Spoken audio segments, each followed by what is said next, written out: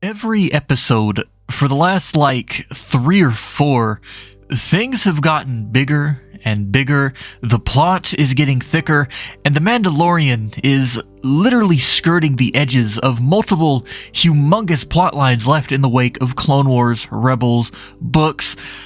Look, I don't know how the season will end, but the directions it can go, it's like in an RPG where you talk with everyone and get like 10 or so quests that take you all over the place, and it's up to you to follow which one you want to actually follow. You've got like the main story, of course, where the Mandalorian is sent to Tython, which, let me just say, I called that. I said in my trailer breakdown way before the season started that because of how few Jedi there are, it's possible we're going to be seeing places of ancient Jedi lore. If the Mandalorian is hunting the Jedi, it's possible, and I mean very, very possible, that we'll be getting a broader picture on early Jedi stuff. And I'm talking like planets like Tython, Jedha, Ilum, and other places that have a strong connection to the Jedi in terms of lore, founding, and structure. And to see one of the original Jedi homeworlds and one of their origin points, that's gonna be badass, but that's not even the biggest thing to come out of this episode. We got the child's name, we got Ahsoka Tano,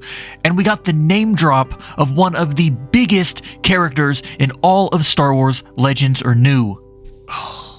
Dude, this season, man, I haven't been this excited about Star Wars since like the first Force Awakens teaser. But let me slow down a little bit. Let's take a step back. Let's look at this with a level head, because we did get some very important information regarding the child, Grogu. Now, according to Ahsoka, the child, Grogu, I should say, was trained at the Jedi Temple on Coruscant, but he was moved at the end of the Clone Wars, possibly during or just before Order 66, but my money is on during. And so because of that, just thinking about it, there should be records of Grogu somewhere, whether it be on another planet or in the Jedi Temple turned Imperial Palace on Coruscant. There's gotta be records of him somewhere, someplace. Regardless, I have an idea.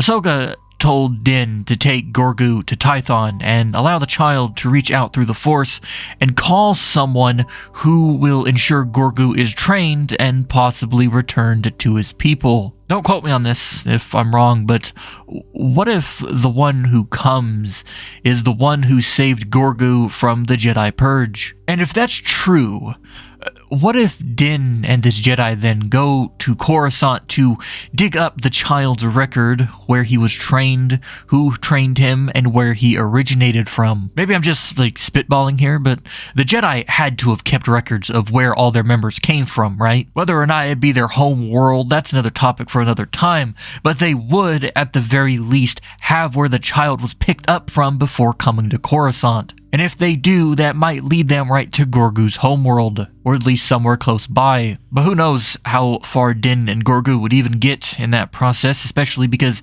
Gideon is basically right on their tail. I have a feeling before we even reach Tython, Gideon cracks down and takes them, or at least Grogu, as a prisoner. And if that were to happen, Grogu and Ahsoka have connected on a spiritual level now, so it could be that Ahsoka senses his distress and thus begins a rescue mission. Maybe it's just me, but that's how this season is shaping up so far, and, well, there's so much here. There's so much just for this season, and yet there's still so much left of it, and so many doors have already been opened to so many different plot lines. I don't even really want to even start thinking about future stuff right now, especially that because this show could tie into the end of Rebels and the quest to rescue Ezra Bridger, which it seems more likely to occur in this show because Ahsoka is hunting Thrawn, which could mean so many different things that I will save it for its own video sometime in the future. But for now, if you have any questions or comments about this video, this episode,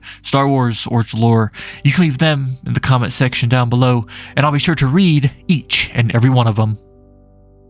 Thanks for watching.